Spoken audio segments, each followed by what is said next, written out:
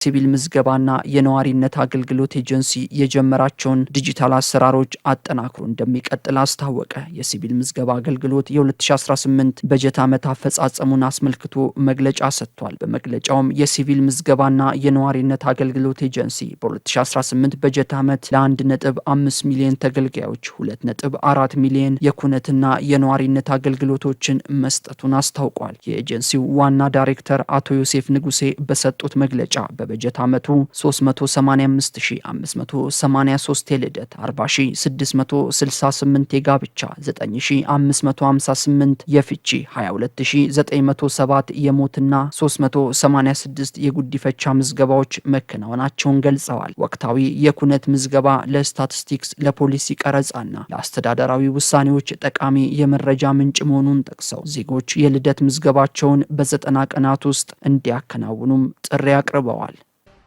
ዜናው አበቃ። ሰላም ቆዩ።